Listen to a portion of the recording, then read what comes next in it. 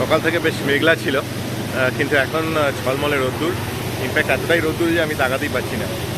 তো আজকে আমরা আবার বেরোবো ঠিক করেছি সবাই মিলে। কারা কারা বেরোবো এটা ক্রমশ প্রকাশ্য। এখন সকালবেলায় 11:30 মতো বাজে। আমি চলে এসেছি হেক্সাটা নিয়ে, ওকে একটুখানি পরিষ্কার পরিচ্ছন্ন করতে। তারপরে আমরা স্টার্ট করব লেট ইভিনিং।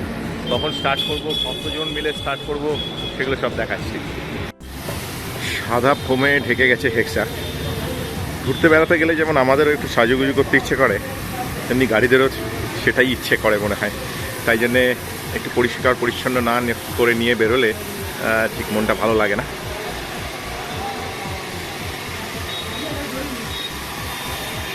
হেক্সার আসল কালারটা এবার বেরোতে শুরু করেছে। ধুলো পড়ে পুরো সাদা হয়ে গেছিল, বাইরে পড়ে থেকে থেকে পুরো ধুলোতে সাদা হয়ে যায় গাড়িটা।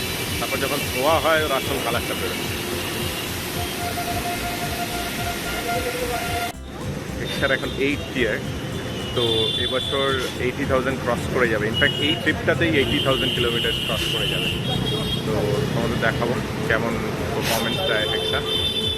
আর আমরা 4 জন থাকবো এবারে এই গাড়িটায়, আর দেবশ্রীদার ভেনিতে থাকবে 2 জন। সেরকমই প্ল্যান আছে। সন্ধেবেলা 6টায় স্টার্ট করে দেবে দেবশ্রীদারা, আর আমরা স্টার্ট করতে করতে হয়তো 9টা বা তারও একটু বেশি দেরি হলেও হতে পারে। তো দেখা যাক কখন স্টার্ট করি সন্ধেবেলা। এখন এক্সাইটমেন্ট কিন্তু একদম তুঙ্গে। 3 জন বন্ধুকে তুলবো, সবাই আমার স্কুলের বন্ধু, কৃষ্ণেন্দু, শোভ আর অভিজিৎ। ওরা দাঁড়িয়ে আছে বেলঘরিয়া এক্সপ্রেসওয়েতে। আর দেবশ্রীদা তার এক বন্ধুকে নিয়ে অলরেডি এগিয়ে গেছে, ওরা বেরিয়েছে 6টার সময়। তো এখন ওরা কোথায় আছে সেটা জানতে হবে। কাজী সঙ্গে থাকো। It will be another exciting drive to the hills. পাহাড়ে যাচ্ছি আমরা আবার। সামনে যশোর রোড। আমি জাস্ট বাড়ি থেকে বেরোলাম এখন 9টা 27। তো বেলঘরিয়া এক্সপ্রেসওয়েতে দাঁড়াবে, 3 বন্ধুই বেলঘরিয়া এক্সপ্রেসওয়েতেই দাঁড়াবে। কৃষ্ণেন্দু, সৌভ আর অভিজিৎ, ওদেরকে ওখান থেকে তুলবো। তো এখানে ট্রাফিক যতক্ষণ না ছাড়ছে আমাকে এখন এখানেই ওয়েট করতে হবে, এবং তারপরে ডান দিকে টার্ন করে বেলঘরিয়া এক্সপ্রেসওয়েতে ঢোকা। দীর্ঘ প্রতীক্ষা মনে হচ্ছিল। গ্রিন সিগন্যাল, এগিয়ে চললাম। রাস্তা ক্রস করে ডান দিকে টার্ন করে একটুখানি এগোলেই বেলঘরিয়া এক্সপ্রেসওয়ে। তর্সই ছিল না কতক্ষণে গিয়ে মিট করব কেষ্ট এবং সৌভর সাথে। আমিও পৌঁছলাম ঠিক তার একটু বাদেই ওরাও এসে ওখানে পৌঁছে গেল। খুব একটা ওয়েট করতে হয়নি। জার্নি কিন্তু শুরু হয়ে গেছে। 9:45 বাজে। তো সিগন্যাল গ্রিন হয়ে গেল আর আমরাও বেরোলাম। হ্যাঁ, তোকে দেখানোর জন্য পেছনে লাইটে জ্বালিয়ে দেয়। ইয়েস, কৃষ্ণেন্দু, সৌভ আর আমি, আর অভিজিতের এন্ট্রি সামনে।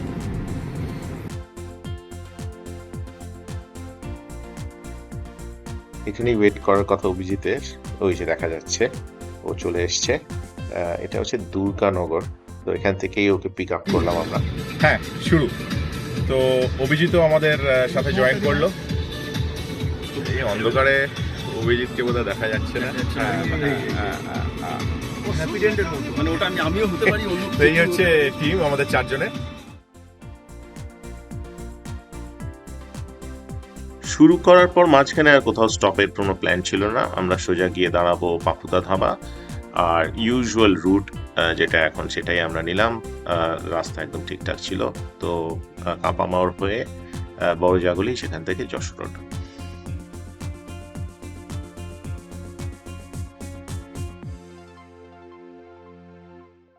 আমরা দেখতে দেখতে পাপ্পুদা ধাবা পৌঁছে গেলাম।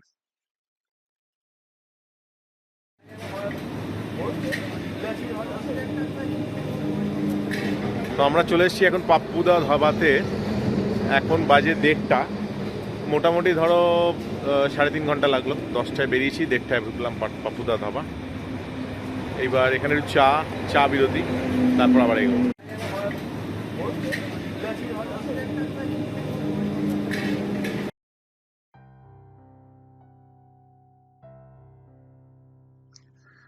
চায়ের বিরতি শেষ করে আমরা আবার এগোতে থাকলাম। সামনে অনেকটা রাস্তা বাকি।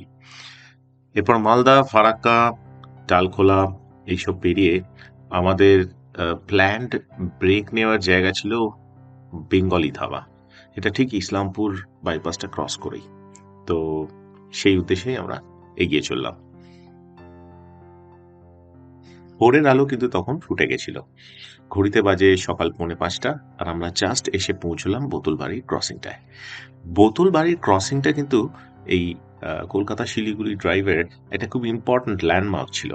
তো আমরা ধরে নিতাম যে one phase of the journey is over, আর এইটুকু কভার করতে পারলেই বাকি রাস্তাটা এখানে you get to a open highway. তো দেখা যাক, আজকে এই রাস্তাটা একটু এক্সপ্লোর করার জন্যই ঢোকা। কেমন আছে এই রাস্তাটা সেটা দেখার জন্যই একটু ঢুকলাম।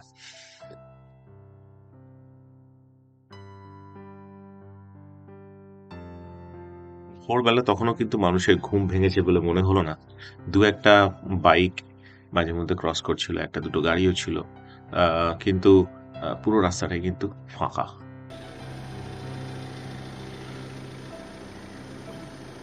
এই জায়গাটা, এই পার্টিকুলার জায়গাটা তোমরা দেখতে পাচ্ছ, দূরে যে হরাইজনটা দেখা যাচ্ছে ওটাই হচ্ছে বাংলাদেশের বর্ডার।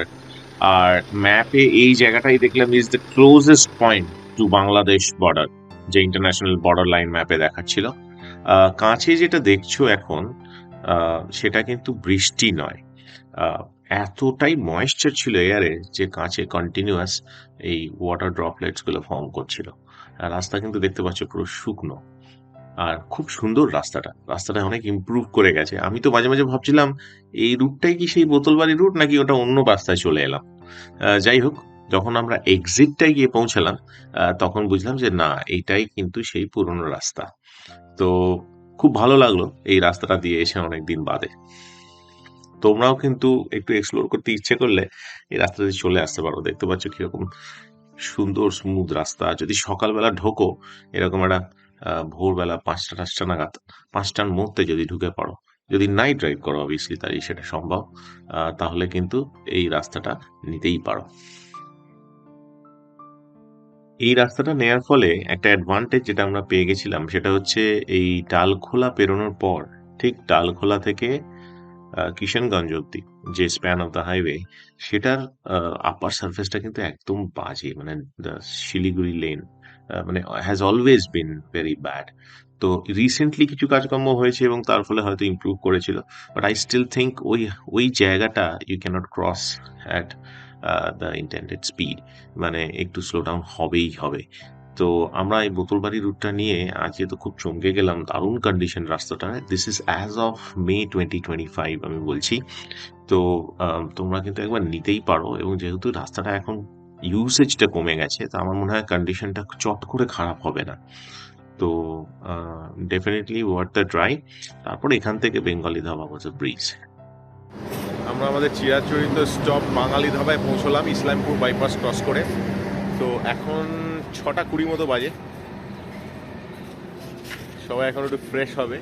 তো এটা বেশ খানিকক্ষণ একটু ব্রেক হবে, অ্যাটলিস্ট 8 ঘন্টার মতো একটু ব্রেক নেবো আমরা, তারপরে আবার এগোবো। দেবশ্রী দ্বারা এখন মাতিগারা পৌঁছেছে। ওরা এখন রোহিণী রোড ধরে টুয়ার্ডস দার্জিলিং রওনা দেবে। এই জাস্ট খবর পেলাম একটু আগে। আমরা এই জাস্ট শিলিগুড়ি পৌঁছলাম। ছবি তোলা হচ্ছে না, আমি ভিডিও তুলে যাচ্ছি।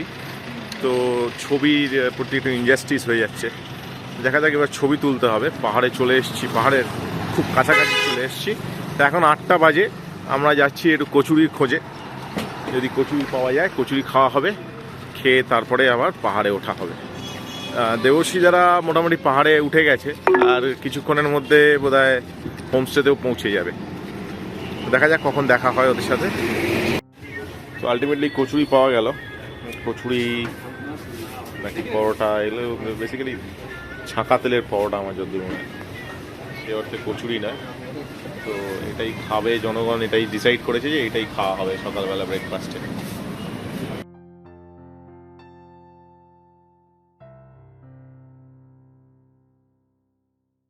ব্রেকফাস্ট পর্ব সাঙ্গ, আমরা চলে এসেছি পাহাড়ের খুব খুব খুব কাছে। তো এখানে দাঁড়িয়ে একটু চারিপাশটা উপভোগ না করে এগোনোটা বোধহয় ঠিক হতো না। তো আমরা অবশেষে রোহিণী রোড, এখানে এসে একটু দাঁড়ানো হলো, জাস্ট জায়গাটা একটু এনজয় করার জন্য 2 মিনিট দিয়ে আবার স্টার্ট করছি আমরা।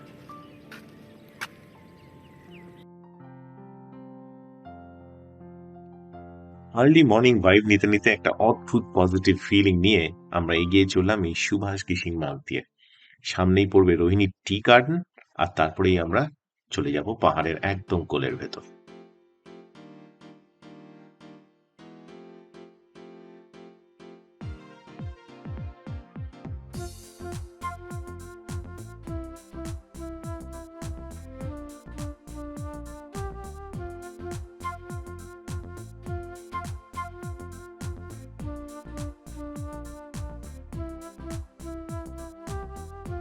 আমরা চলে এলাম রোহিণী রোডের টোল গেটে। এই টোলটায় সামাও আমি কোনোদিন খুব একটা জ্যাম পাইনি। তো রোহিণী টোল দিয়ে আমরা এগিয়ে চললাম কার্শিয়ং এর দিকে।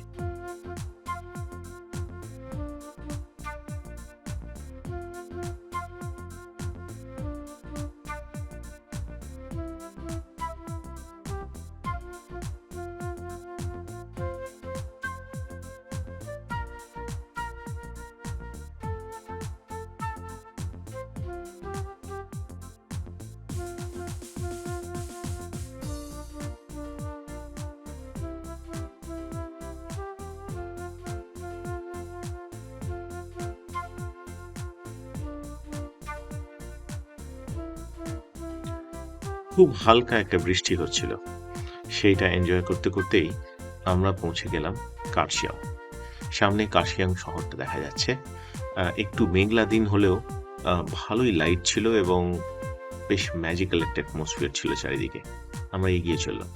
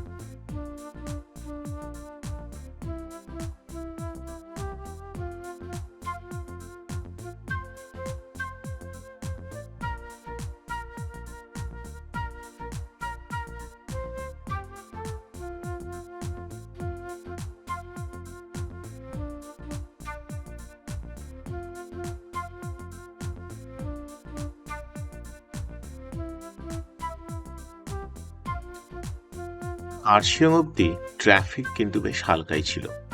কার্শিয়ং এসে একটু দাঁড়াতে হলো, তার কারণ এই রাস্তাটা সরু হওয়ার জন্যে এখানে কিন্তু জেনারেলি ওয়ান ওয়েই থাকে, তো সেটার কোনো পরিবর্তন আজকেও হয়নি। কিন্তু এই মহিলা পুলিশ কর্মীর দক্ষতায় আমরা কিন্তু খুব তাড়াতাড়ি এই জায়গাটা ক্রস করে গেলাম।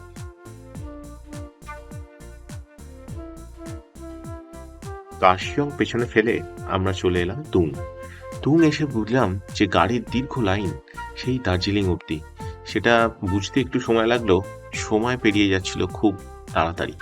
এখন বাজে 11টা, আমরা কিন্তু দাঁড়িয়ে আছি সেই 10টা থেকে।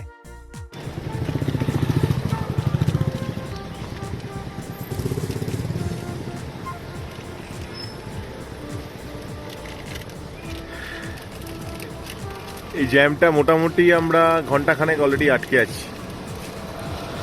তো আটকে আছি বলাটা ঠিক হবে না, আটকে নেই, কিন্তু মানে ঘন্টাখানেক ধরে একটা ঝেলে চলেছি আর কি। ধীরে ধীরে ধীরে ধীরে এটা এগোচ্ছে এবং আস্তে আস্তে আমরা গন্তব্যের দিকে এগিয়ে চলেছি। এখন লেস দেন 12 কিলোমিটার। আর গুগল ম্যাপ মাঝে মাঝে একটা বেটার রুট সাজেস্ট করছে, যেটা অ্যাকচুয়ালি নন এক্সিস্টেন্ট। তো ইন দ্য মিন টাইম ভালো খবর হচ্ছে দেবশ্রী দ্বারা পৌঁছে গেছে। দেখি ফাইনালি আমরা কখন পৌঁছই। এখন 11:30 বাজে।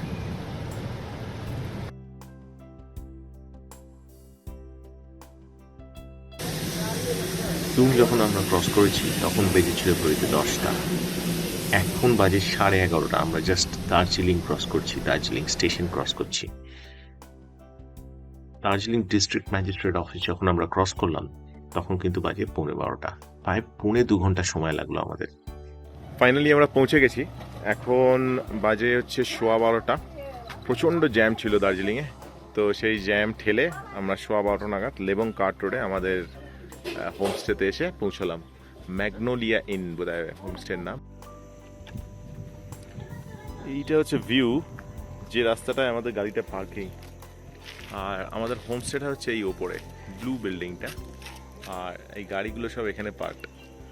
তো এবারে অ্যাকচুয়ালি ভেনু আসেনি, এবং সেটা দেবশ্রীদা একটা সারপ্রাইজ দেবে বলে বোধহয় আমাকে বলেনি। আমি এসে দেখছি টয়োটা হাইব্রিড হাই ক্রস এসছে, টয়োটা হাই ক্রস। তো এইটা এবারে ফার্স্ট টাইম এলো। এটা হচ্ছে অরিন্দম দার গাড়ি। আমার নাম অরিন্দম, আর দেবশ্রীদার যে বন্ধু এসছে তার নামও অরিন্দম। তো দেবশ্রীদা ওর গাড়িটাই চালিয়ে নিয়ে এসছে। এটা একদম ব্র্যান্ড নিউ, বেশি দিন বয়স না, বোধহয় হার্ডলি 1 মাস বয়স।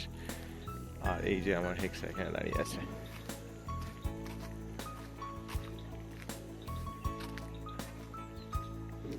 লাঞ্চ টাইম শুরু হয়ে গেছে, এখানেই খাওয়া।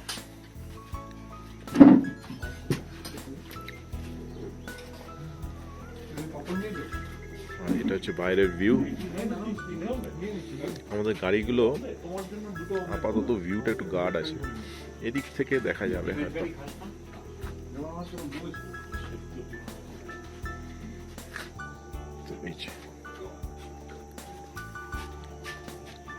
একটু যদি পরিষ্কার হয় ভিউটা আরো ভালো লাগবে। দারুণ ভিউ, খুব ভালো লাগছে। আপাতত মন দিয়ে একটু খেয়ে নিই, তারপরে আবার একটু রেস্ট নিয়ে বিকেলের দিকে বেরোনোর প্ল্যান আছে, দেখা যাক। ও কিন্তু আমাদের সাথে আজ বিকেলবেলা আমরা যখন হাঁটতে গেলাম আমাদের সঙ্গে সঙ্গে একদম পুরোটা সঙ্গ দিয়েছে, এবং ভীষণ কথা শোনে। ওকে বেরিয়ে যেতে বলা হলো, বেরিয়ে গেল। আজকের এপিসোডটা কিন্তু এখানেই শেষ হয়ে গেল। তার কারণ দেখতে দেখতে ডিনার টাইম হয়ে গেল, আর দার্জিলিং পৌঁছতে আজকে কিন্তু আমাদের ভীষণই সময় লেগে গেল। সকাল 8টায় মাতিগাড়া ঢুকে 8:30 অবধি ব্রেকফাস্ট করে আমরা যখন বেরোলাম, জ্যাম ট্যাম সবকিছু পেরিয়ে হোমস্টে পৌঁছতে পৌঁছতে 12:30 বেজে গিয়েছিল। তাই শুতে যেতেও দেরি হলো, আর ঘুম থেকে উঠে যে বেরোনোর প্ল্যানটা ছিল সেটাও এক প্রকার ভেস্তেই গেল। একটুখানি আশেপাশে বেরিয়েছিলাম, কিন্তু ফোনটা সঙ্গে নিয়ে যাইনি বলে সেগুলো আর তোমাদের দেখানো গেল না। যাই হোক, একটু মন খারাপ হলেও পাহাড়ে আসলে মনটা কিন্তু একটু ফুরফুরেই থাকে। কালকে কি আছে আমাদের জন্য সেটা দেখা যাক। এপিসোড 2 এ ফিরে আসছি।